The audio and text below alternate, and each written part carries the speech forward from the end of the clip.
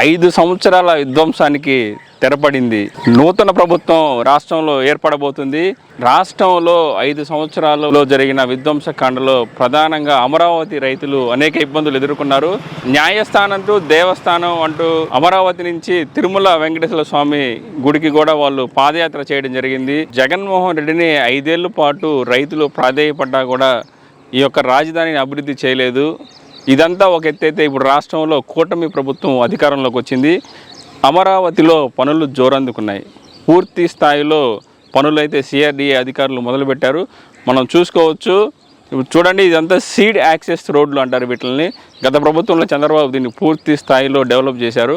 తదనంతర పరిస్థితుల్లో జగన్మోహన్ రెడ్డి ముఖ్యమంత్రి అయిన తర్వాత పనుల్ని పూర్తిగా నిలిపివేసిన పరిస్థితి ఉంది. ఇదంతా సెక్రటేరియట్కి వెళ్ళే ప్రాంతం.